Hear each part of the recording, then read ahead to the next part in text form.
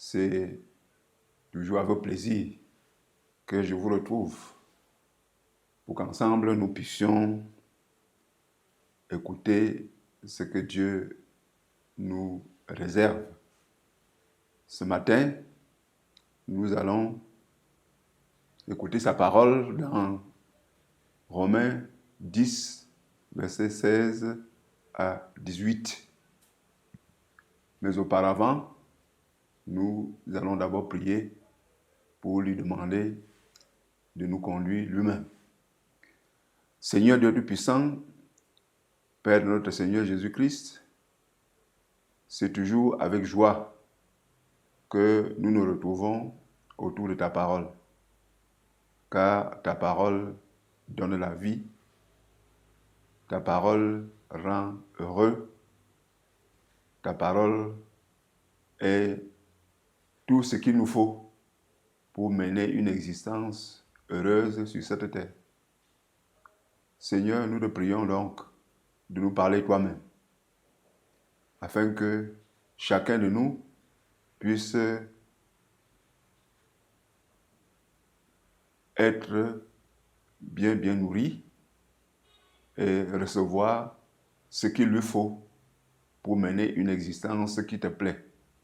Écoute notre prière au nom de Jésus-Christ, notre Sauveur. Amen.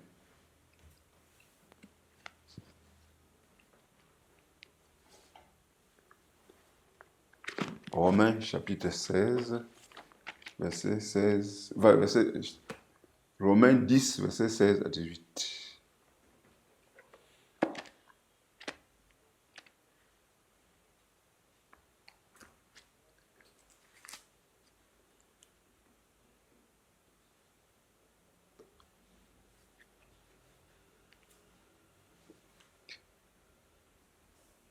Mais tous n'ont pas obéi à la bonne nouvelle. Aussi, Ésaïe dit-il, « Seigneur, qui a cru à notre prédication ?» Ainsi, la foi vient de ce qu'on entend, et ce qu'on entend vient de la parole de Christ. Mais je dis, n'ont-ils pas entendu? Au contraire, leur voix est allée par toute la terre et leur parole jusqu'aux extrémités du monde. Amen. Il est indéniable que ce que tu entends concernant l'Évangile influence ta foi. L'apôtre Paul a un vœu et une prière qui le préoccupent. C'est que ses frères, les Israélites, soient sauvés. Qu'est-ce que quelqu'un peut vraiment souhaiter pour ceux qu'il aime, si ce n'est qu'ils soient sauvés? Car imaginez que ceux qu'on aime puissent se retrouver en enfer et tout ce qu'on doit vraiment refuser. C'est pour cette raison que l'apôtre Paul veut que ses frères puissent être sauvés. Malheureusement, les Israélites qui peuvent se vanter de connaître Dieu ont du zèle, mais pas de connaissance. Ils servent un Dieu qu'ils ne connaissent pas comme il faut. Pourquoi? Parce que leur zèle n'est pas éclairé. Ils ne connaissent vraiment pas la parole de Dieu. Ils ignorent la justice de Dieu et cherchent à établir la leur propre. Ils perdent donc leur temps disant qu'ils servent Dieu. Leur problème, c'est qu'ils ignorent que Christ est la fin de la loi. C'est-à-dire que pour être sauvé, on n'a plus besoin de passer par la loi, mais plutôt de croire en Jésus-Christ, qui est la fin de la loi.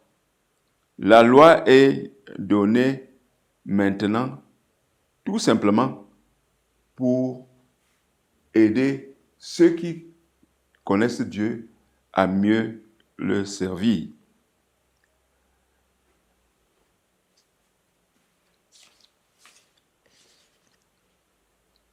Les Israélites ont malheureusement remplacé la loi de Dieu avec leur tradition. Ou plutôt, ils ont mélangé la loi avec leurs coutumes. Mais ils ignorent que les efforts humains, aussi sincères soient-ils, ne permettent pas à l'homme d'acquérir la justice divine. Cette justice divine qui nous est offerte par la foi. Pour les Israélites, il faut être parfait pour être sauvé. Mais étant donné que personne ne peut être parfait, parce que nous sommes tous des pécheurs, c'est seulement par la foi en Christ que nous pouvons être sauvés. Ainsi, étant donné que tous peuvent connaître Christ, puisque l'Évangile est allé dans le monde entier, toute personne qui croit en Jésus-Christ peut être sauvée, doit être sauvée. Mais beaucoup de Juifs ont plutôt attendu le Messie qu'est Jésus-Christ. Malheureusement, ils ne l'ont pas reçu quand il est apparu. Alors, puisqu'il s'est présenté aussi aux non-juifs, Dieu a donné son salut aux non-juifs. Aujourd'hui, n'importe qui peut donc être sauvé. Il lui suffit seulement d'entendre l'Évangile, de l'accepter, d'abandonner ses péchés, d'abandonner les autres divinités et croyances. Voilà tout ce qu'il nous faut. Entendre l'Évangile, abandonner toute autre croyance. Et alors, le salut nous est offert. Amen.